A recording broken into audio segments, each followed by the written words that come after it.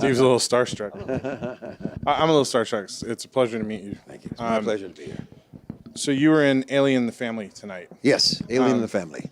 How did you come to be a part of Sci-Fest? Actually, David Dean Bottrell, who put this whole project together, contacted me via email out of the blue, and he sent me all the material. He sent me all the different plays and things that were going on, and said, "We're going to be doing this. Would you like to be part of it?" And I said, "Absolutely."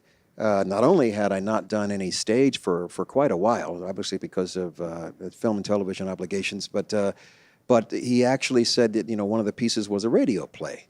And I've only done one of those before, and I really enjoy doing those. Mm-hmm. So it turns out that out of all the pieces, I was interested in maybe doing something on stage as in one of the plays as an actor with blocking and the whole 9 yards. And then he said, "Well, the role we've got for you is we need you in the radio play." And I said, "That's great, because it works with my schedule. It's easy to fit into my schedule, and it's also a lot of fun to do a radio play." And it was a comedy, a sci-fi comedy. I thought even better. But the main thing about the whole festival is that, first of all, it's never been done. Matter of fact, I don't think it's been done in the country before, not much less here. It is a festival of plays in that one genre, on stage live, which is very difficult to do, given the nature of the genre itself.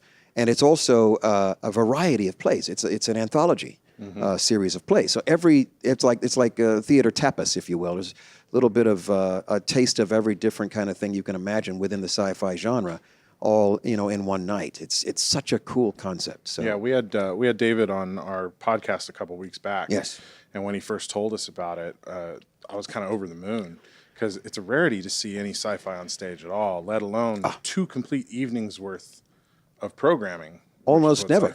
It's not done. It's not done. And to do it this way, rather than having one long, perhaps drawn-out piece, you have so many different short stories. Each one is a different length and time. Each one is a different style, a different story itself.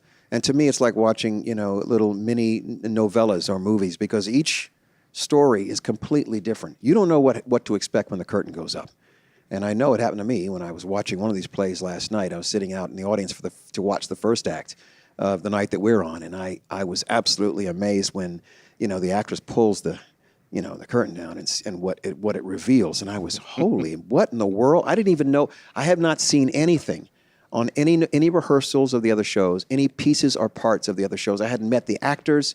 I knew absolutely nothing until we came. And wow, man, it was insane. This is the coolest thing that I think I've seen in a very long time. And I'm hoping it's not going to be just the first annual, but it'll be the 25th annual eventually. Well, this is our second night here, and it was another packed house. It was a packed house. Absolutely, yeah.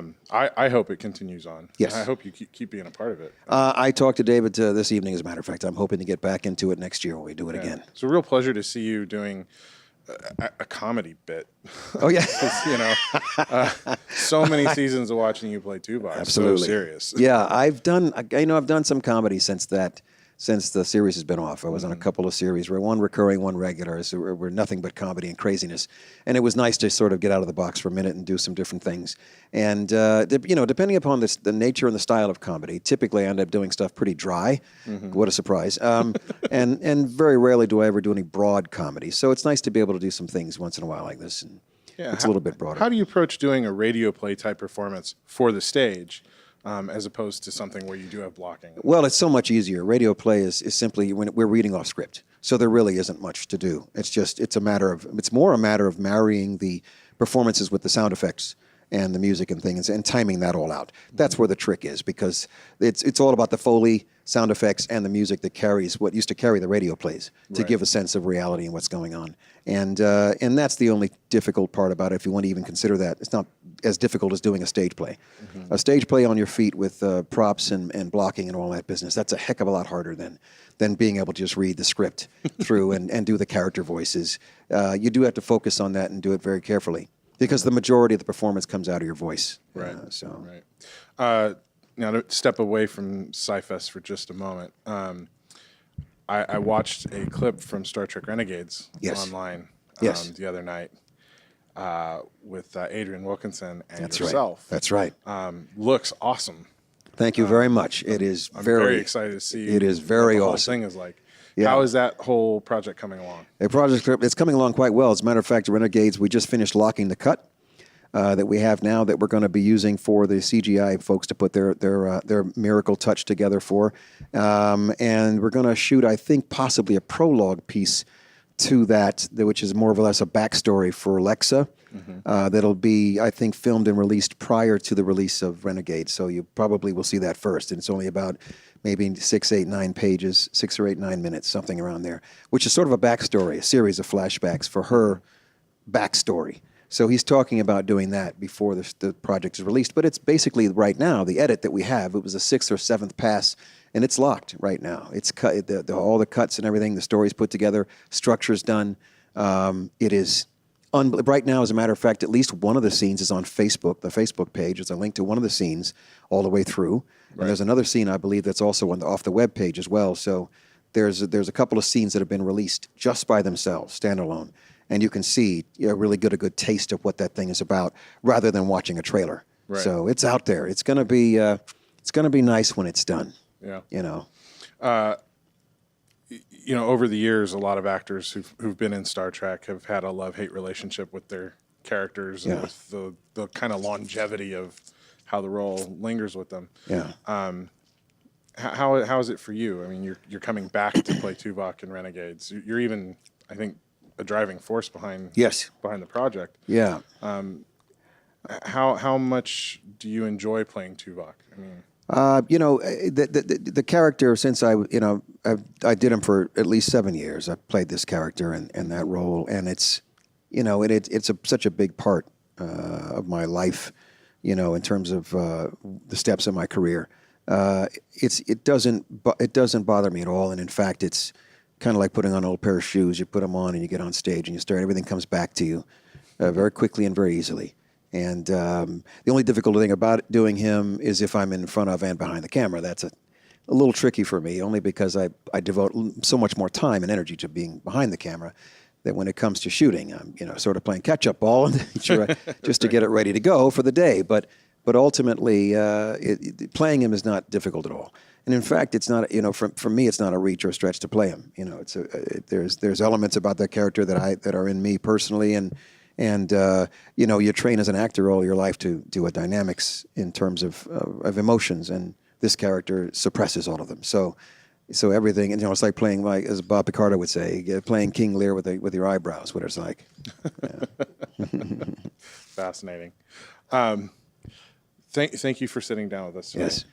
Congratulations on a great first night of Sci-Fest. Thank you. I'm sure every night from here out it's just going to be better and better. I encourage people to come out and see this piece. The 2 different weeks that we have, the plays are, every single one of them is so different and so unexpected, and thrilling.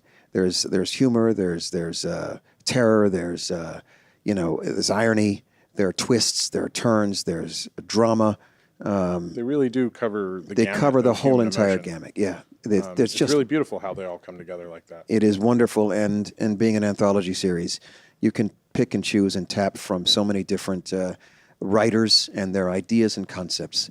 There are so many out there, and to open this up to people to have an opportunity to see all the different works, it's wonderful. You can't beat it as an experience. So I'm hoping people have a chance to come out and see it. Well, I hope it encourages a lot more playwrights to write sci-fi for the stage as well. Yeah, exactly. And for us as people who are producing theater, live stage, to accept the challenge of coming up with ways in which to visually bring this experience to the audience without green screen and CGI. Yeah. It was a fun marriage of the radio play format with live stage, but also the multimedia. That's right, the multimedia. Yeah, this really helped us a lot. I mean, this is again the trick to doing sci-fi on stage is going to be primarily just getting the effects. How are the effects going to be done? How are we going to make this effect of a spaceship blowing up? How are we going to make this effect of a creature that's that alien creature that's devouring people? I mean, how are we going to see all this, or do we see all of that? How is that portrayed? Is it done through sound? Is it done through lights? It's done through this is the challenge of putting these kinds of plays on. Yeah, it's the beauty of live theater is that innovation. Yeah. Of trying to find ways to do things. Yeah, the challenge, minimal ways, and the creative ways in which you can come through with it. Yeah, well, especially without a huge amount of money either to do it. Yeah. So it's really quite an accomplishment. It is indeed an accomplishment, and they've done it. They've done it such a great job. So Well, thank you for being a part of it. My pleasure, man. All right. Thanks, I enjoyed it. Thank you.